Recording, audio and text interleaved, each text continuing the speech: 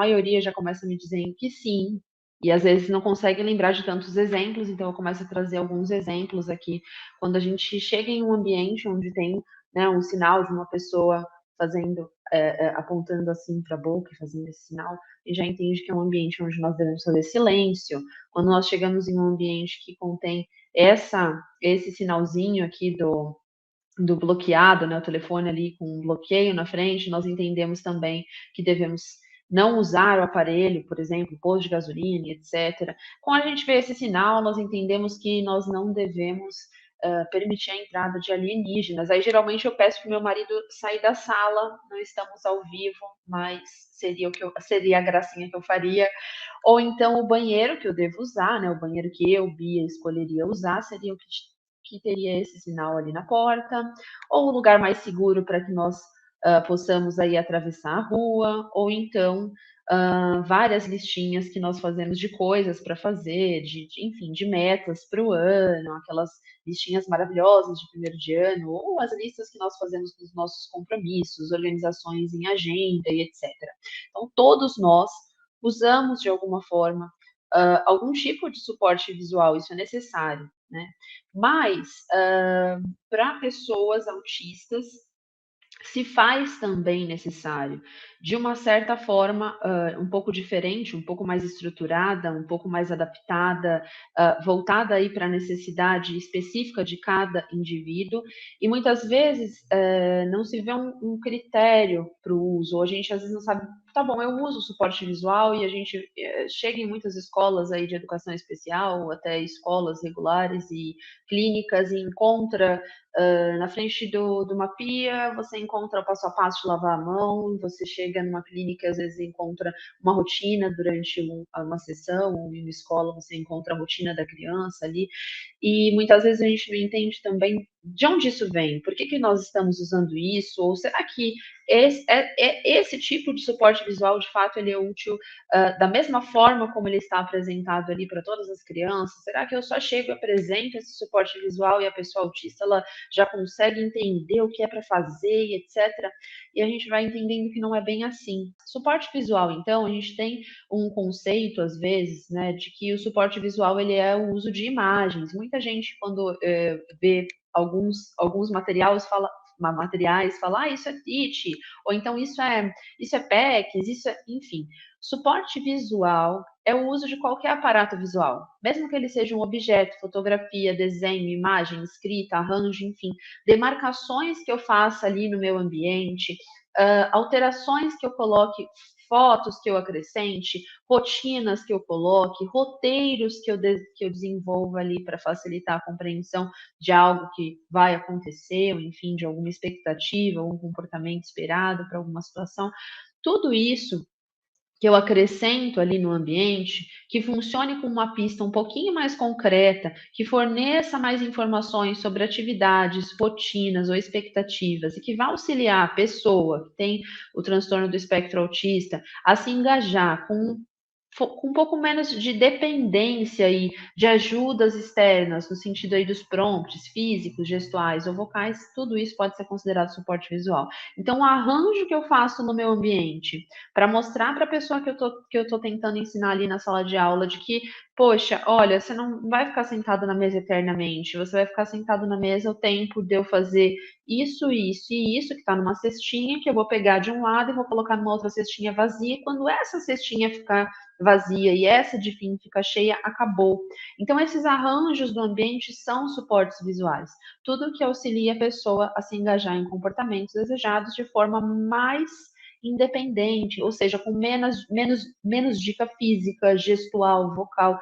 Nós sabemos que os prompts eles são importantes para o ensino de habilidades, a gente vai fornecendo esses tipos de dicas e a gente vai retirando gradualmente essa dica, mas nós sabemos também que se eu posso ter, se eu ensino essa pessoa a responder a estímulos, a esses arranjos, a esses aparatos visuais que nós usamos, e ela fica menos dependente de uma ajuda de uma outra pessoa, isso é melhor para a qualidade de vida dela, para a autonomia, enfim. Então, o suporte visual ele é muito importante. Foi uma pesquisa, eu pesquisei sobre isso no meu mestrado, os resultados foram incríveis. Bom, temos aí como exemplos de suportes visuais, então, uso de rotinas, tá? E às vezes você vê como nome rotina, você pode ver como nome agenda, cronograma, enfim, não sei qual é o nome que você dá, eu vou mostrar exemplos. Instruções visuais, poxa, quando a gente, enfim, até a professora estava falando ali sobre a questão do esconde-esconde, brincadeiras e tal, eu falei pro o meu marido, a gente trabalha junto aqui na clínica, falei, corre lá e pega o suporte visual do esconde-esconde, porque ela estava falando sobre brincadeiras e citou, né? Então aqui tenho um suporte visual, não sei se vocês estão conseguindo enxergar aí claramente, mas um suporte visual onde tem o que é esperado que a pessoa que vai ser procurada faça, ou seja, que ela se esconda variando os lugares, que ela corra para se salvar quando, né, a pessoa que vai bater a cara ali procura ela, que ela aceite, não, né, não se ela aceite se ela não conseguir se salvar e que ela espere até que todos sejam encontrados. E também tenho aí o suporte visual do pegador, que tem que bater cara contando até 10, por exemplo, no caso da gente, quando nós estávamos trabalhando com a criança que nós usamos esse suporte visual, era até 10, né? Que ele procure os amigos nos esconderijos, que ele encontre e corra, né? E que ele diga 1, 2, 3, fulano e o nome da pessoa que ele encontrou, enfim. Suportes visuais eles podem ser usados para inúmeras situações, né? Roteiros também são suportes visuais. Eu usei roteiros para ensinar uma criança a conversar com a outra no telefone, sabe? Mas estou falando de educação infantil. Poxa, se eu vejo crianças típicas usando o telefone para ligar e falar com o coleguinha, mandar uma mensagem para a tia, então é um comportamento importante também. Lembretes para conversação, iniciação. Muitas vezes a gente mandava dentro da mochila da criança, ensinava a criança a usar em um treino um pouco mais estruturado e tudo mais. Quando ela aprendia a usar o suporte visual, a gente deixava alguns lembretes para ela dentro da lancheira, para que na hora do intervalo ela iniciasse a conversação com amiguinhos, ao invés de ficar só rodeando as turminhas e que estavam brincando, um grupinho de massinha, um grupo de outra coisa, e às vezes a criança rodeava todos os grupinhos, mas não iniciava. A gente treinou isso, e aí quando que eu ia, fazia observação na escola também, e aí mandamos esse suporte visual com ele para que ele usasse isso para lembrar dos comportamentos que são necessários ali para participar, para pedir para participar de uma brincadeira, enfim, para como brincar, como fazer para entrar em uma brincadeira. Caixas de atividade finalizada, como eu já dei o exemplo, quadros de escolhas de itens preferidos, são todos exemplos de suportes visuais. Lembrando que suportes visuais, eles não são o de uso exclusivo de escola ou de clínica e etc. Eu posso usar em diferentes ambientes. Eu encontro pesquisas falando do uso de suportes visuais em casa para que a pessoa tenha mais autonomia para fazer tarefas domésticas, na clínica, na escola, né, para ajudar em transições de um espaço para outro, de uma atividade para outra, sair de uma atividade que é preferida para uma não preferida, ver o que vai acontecer depois, ter essa previsibilidade, isso ajuda muito no ambiente escolar, né? Participação na comunidade, habilidades vocacionais. Então, existem pesquisas mostrando o efeito do uso de suportes visuais para diferentes ambientes e com diferentes funções aí, para ensino de habilidades acadêmicas, sociais, domésticas, enfim. Só que os suportes visuais, né, eu preciso pensar, olha, é necessário? Né? Como que eu decido ali se não é necessário, ou que tipo de suporte visual que eu vou usar com cada pessoa? Por quê? Porque quem conhece, né, uma pessoa autista, conhece uma pessoa autista, né? Então, cada ser humano ele é diferente um do outro. Eu não tenho como pegar um pacote pronto, falar assim, olha, aqui é o kit autismo de tratamento, de ensino, tá aqui, pronto, eu já vi isso sendo vendido, por isso que eu estou usando esse exemplo, tá? É o kit autismo. Isso não existe um pacote pronto, deve ser muito personalizado. Primeiro, né, eu vou me perguntar lá, ó, precisa de algum suporte? Precisa de alguma modificação na estrutura do ambiente? Precisa de alguma adequação ou adaptação dos materiais? Como que eu respondo essas perguntas? Através de avaliação. Seja uma avaliação específica da instituição de ensino, seja uma avaliação padronizada, enfim, talvez que um profissional, né, um terapeuta tenha enviado ali algum relatório para a escola, mas eu preciso de uma avaliação, eu preciso de algo que me diga quais são os interesses dessa pessoa, quais são os estímulos que podem ser usados como reforçadores, vocês provavelmente já escutaram falar um pouquinho disso nos outros seminários, mas o que motiva essa pessoa, né? Pelo que ela daria uma cambalhota para trás, tá? Nesse sentido. Quais são as habilidades que essa pessoa tem, os pontos fortes, quais são as dificuldades que ela tem? Para que, bom, com a avaliação eu conseguiria responder essas perguntas. E aí eu poderia, né, definir ali quais são os alvos de ensino para essa pessoa, desenvolver programas de ensino, registros, enfim, pensar em adequações, em adaptações no currículo, reavaliar constantemente tudo isso, porque a pessoa se desenvolve, a pessoa muda, as preferências mudam, né, as habilidades são adquiridas, algumas dificuldades se ampliam, outras vão diminuindo e vão tendo outras, enfim.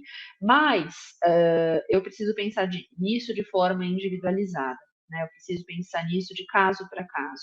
Quando eu aqui na clínica, eu tenho uma avaliação que eu uso que se chama ABLES-R, eu vejo algumas escolas, às vezes, fazendo uso de algumas partes de avaliação, se adaptando, enfim.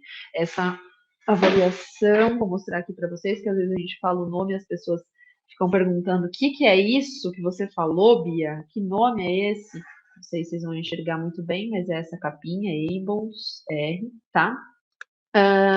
Nessa avaliação, eu coleto várias informações que me ajudam a pensar.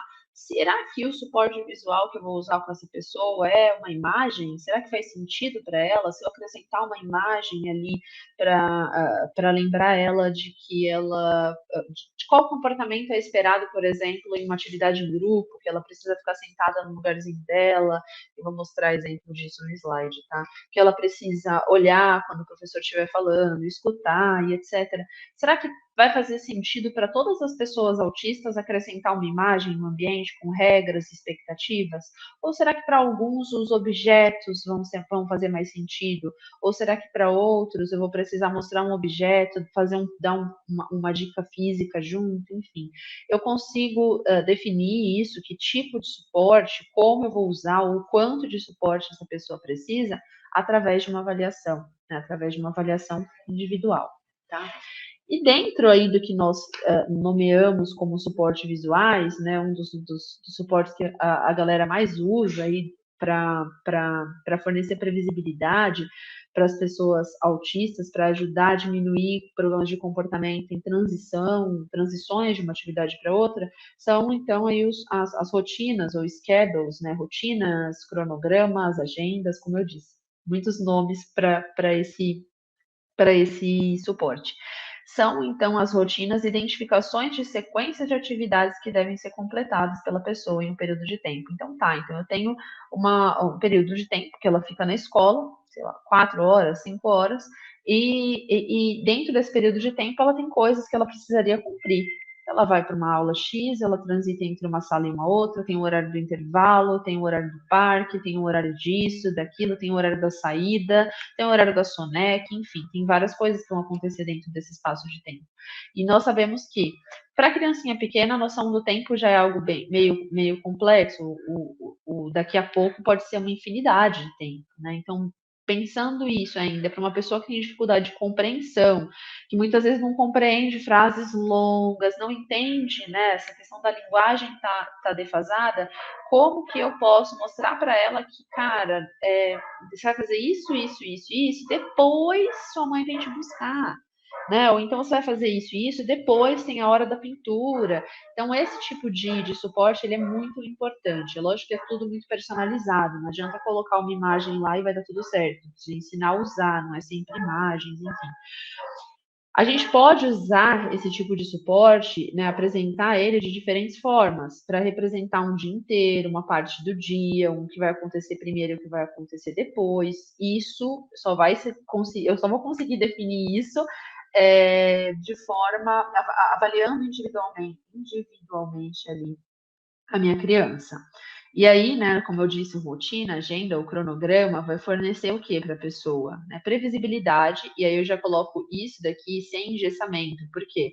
Primeiro eu quero ensinar ele a seguir, que a gente tem já esse conceito ali de que rotina, existe é comum que pessoas autistas tenham um pouco mais de rigidez, tenham uma inflexibilidade ali para mudanças de rotina e tal, mas às vezes é difícil fazer, né, com que a criança siga ali uma rotina escolar, por exemplo, porque às vezes não se interessa pelas atividades ali da rotina escolar, e, enfim, ou não entende essa rotina, começou agora, e etc. Ainda mais na educação infantil.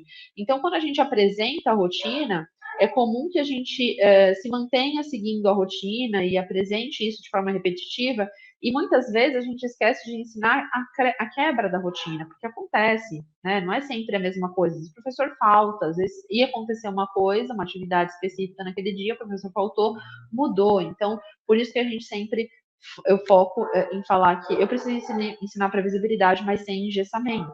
Né?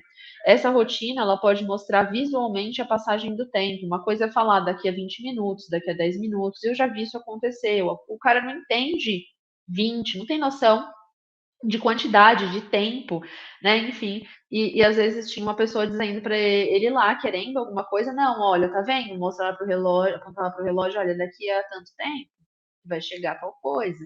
E aí, bom, vamos explicar então, olha, ele não entende essa frase que você falou desse tamanho, ele não entende o que é daqui a pouco, falta pouco tempo, é algo muito complexo ainda para ele, mas ele entende esse tipo de estrutura. Se você mostrar para ele, olha, você está fazendo isso, depois isso, então isso, ele entende. E essa pessoa especificamente, tá? Não todas as pessoas autistas, né, conseguiriam fazer uso desse mesmo sistema. Bom, quando a pessoa olha para a rotina, se a rotina foi desenvolvida baseada na necessidade dessa pessoa, na compreensão dessa pessoa, ela pode receber pista do que vem depois. Ou seja, estou fazendo isso, depois vem isso. Não preciso acelerar aqui. Não preciso me exaltar e empurrar a minha atividade aqui. Por quê? Porque depois já vai acontecer uma coisa muito legal. Eu estou vendo o que vai acontecer depois. Ajuda a promover a independência, autogerenciamento, porque a gente preza por ensinar, eu vou ajudar, eu vou fornecer prompts, dica para ensinar ele a usar a rotina, né? Mas depois eu quero que ele gerencie a própria rotina, para que um dia ele possa fazer, né? Possa ir lá, montar a própria agenda dele, seguir, ele se gerenciar nisso. Isso é muito importante. É um caminho visual que diz ao estudante para onde ele vai, o que ele espera. Eu não estou pegando ele de um ambiente caminhando para um vácuo temporal ali. Antes de sair daquele ambiente, eu já mostrei, é para cá que nós estamos indo. Eu já dei muitas vezes o cartãozinho na mão dele, às vezes ele está levando o cartão, o objeto que representa o local, e quando ele chegar naquele local, tem ali uma área, por exemplo, de check-in, de transição, onde ele coloca um objeto, está indo para a educação física levando uma bola, e quando ele chega na educação física, tem uma bolinha igual lá, e ele junta com ela, e ele, poxa, cheguei, é algo que está lembrando ele naquele caminho, ou o professor mostra, né, para a criança tira da rotina, olha, vê, estou indo para cá, depois vai, enfim, tem várias formas de usar as rotinas, da criança usar, né, de ser apresentado para a criança a rotina. Não é uma que vai funcionar para todos. Vai ajudar a minimizar problemas de compreensão de instruções, do tipo, olha, fulano, primeiro você vai fazer isso, depois isso, né? Então, isso vai ajudar sim. E existem, então, diferentes tipos de agenda, ou de rotina, ou de cronograma, enfim, não sei como vocês chamam, para diferentes perfis de aprendiz. O ser humano, ele é único, então ele precisa de algo que converse com ele, né? Se eu pegar a minha agenda aqui, ela é suficiente para eu organizar a minha programação, né? Ela tem a minha cara, ela é até personalizada com um personagem que eu gosto, né? E será que a do seu aluno, ela está personalizada? Ela é voltada para a necessidade dele? Porque às vezes a criança, ela no caso a gente está falando de pessoas autistas, né? Mas a criança autista às vezes ela está lá, você está mostrando uma imagem para ela, um desenho, uma foto, mas para ela, ela não identifica aquilo, né? Se eu mostro uma imagem e eu peço para ela, olha, me mostra a educação física, ela não sabe identificar qual daquelas imagens é a educação física, por exemplo, né? Quando eu peço para ela apontar, talvez, ou então eu dou para ela a foto e falo, vamos para a educação física, ela não vai até a educação física, aquilo não tem uma relação né, com o espaço que ela está indo. Se não fizer sentido para ela, não tem lógica. Agora, se eu der a bola para ela, que é a bola que ela usa na educação física, ou que é uma bola semelhante ao que está lá na educação física, e der para ela e falar educação física, ela sabe que é para educação física. Eu der sei lá, uma colherzinha que representa o lanche, ela sabe, enfim. Então, para cada um existe uma forma de representar essa passagem do tempo. Se vai ser concreta, né, com objetos, se vai ser com objeto que vai usar no próprio espaço, se vai ser com uma imagem dela na atividade, se vai ser com uma foto, vai ser com um desenho, enfim, é muito personalizado.